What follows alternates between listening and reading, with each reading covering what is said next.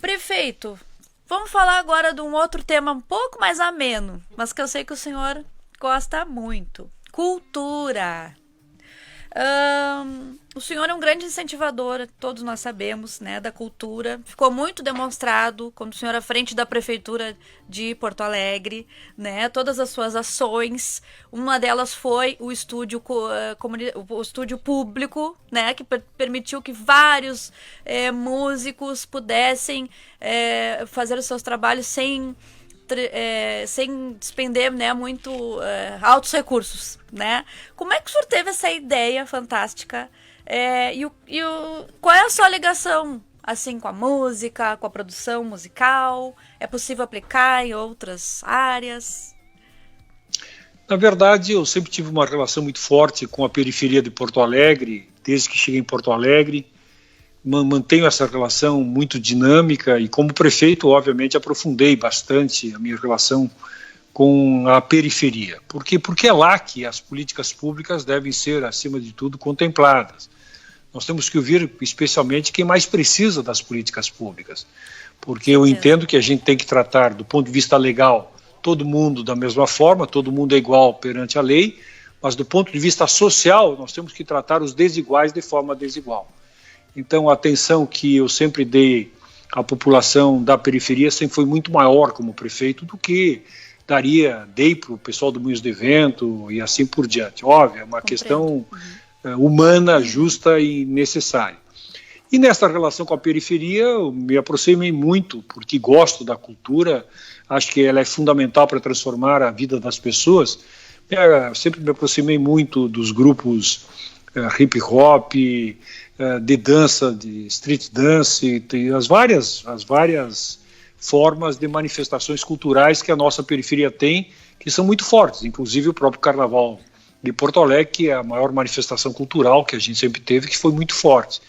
E numa conversa, inclusive, eu me lembro perfeitamente, estava comigo o DJ Cassiá, que é um DJ famoso aqui em Porto Alegre, de periferia, sempre fez festas populares muito fortes na periferia. Nós começamos a debater com alguns músicos da periferia, jovens, que o grande sonho era gravar o seu CD. E eles diziam, nós não temos como gravar um CD, porque entrar num estúdio hoje é impossível. Mesmo que a gente tenha aí alguns conhecidos com preços mais em conta, mas fogem da nossa realidade. Aí eu discuti com o DJ Cassiá, por que não montarmos na prefeitura um estúdio que permita que esses artistas da periferia possam gravar o seu CD. Não, obviamente, não é uma multiplicação de CDs, mas o seu CD para que ele possa levar para as emissoras de rádio, possa distribuir para produtores e assim por diante. Fomos em busca de recursos junto ao Ministério da Cultura. Para nossa surpresa, existiam recursos disponíveis para isso. Então, acabamos lá no Araújo Viana, ocupando uma sala do Araújo Viana, montando esse estúdio voltado exatamente para artistas jovens sem poder aquisitivo, que deu muito certo, acabou dando muito certo e acabou potencializando o trabalho de muita gente. Então é uma das formas que nós encontramos de, sem grandes gastos, sem grandes custos, realmente incentivarmos quem faz, né, a boa cultura. O trabalho deles. Mostrar o seu trabalho, porque é isso.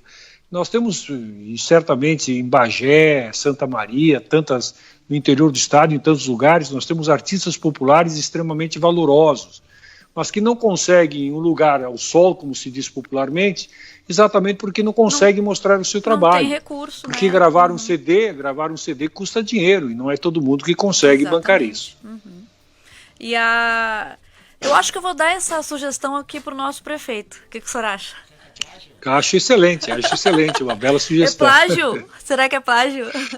Não, eu aprendi uma coisa na vida pública, que a gente deve, como gestor, deve copiar de forma aberta, sem receio, sem medo, sem vergonha, as boas ideias. Exato. E fiz isso durante toda a minha gestão. Eu viajei muito para encontros, para fazer visitas técnicas, e sempre que via uma boa ideia, um bom projeto, tentava trazer para Porto Alegre, porque é isso. A gente não tem que inventar roda. A gente tem que buscar os bons projetos, as boas iniciativas que, de uma forma ou de outra, mudam a vida das pessoas, transformam a vida das pessoas, facilitam a qualidade de vida e tentar implantar na sociedade. Trazer para a gente, vou dar como exemplo, um exemplo muito simples. Eu, numa viagem que fiz, eu era presidente da Frente Nacional de Prefeitos e acabei indo a Paris, isso já há alguns anos, bem no início da minha gestão, e lá conversei um pouco sobre as famosas bicicletas de aluguel que nós não tínhamos no Brasil ainda e que Paris já usava. Fui em busca do responsável na prefeitura de Paris e ele me explicou que era um mecanismo de parceria, que a cidade de Paris não gastava um único centavo porque o sistema se autossustentava. Pois bem, eu voltei, nós não tínhamos nenhum sistema no Brasil ainda sendo utilizado, mas deu casualidade de tempos depois uma empresa que se chamava Samba, inclusive o nome da empresa é Samba, começou a aplicar esse projeto no Rio e São Paulo. Eu imediatamente fui em busca deles, propondo que a terceira cidade do país a adotar as bicicletas de aluguel fosse Porto Alegre, o que realmente acabou acontecendo. Nós somos a terceira cidade do país a implantar o aluguel de bicicletas. Por quê? Porque eu fui para o exterior, vi uma boa ideia e copiei a ideia. Muito legal essa ideia. Então, eu tive a oportunidade de aproveitá-la em Porto Alegre. Muito legal mesmo. Anelise, a gente não pode ter receio de copiar as boas coisas.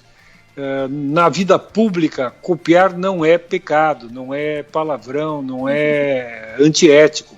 Copiar as boas ideias é necessário para que a gente busque implantar políticas públicas mais adequadas, colocar iniciativas que facilitem a vida do cidadão de forma melhor, baixar custos e assim por diante. Então, na vida pública, a gente tem que copiar as boas ideias.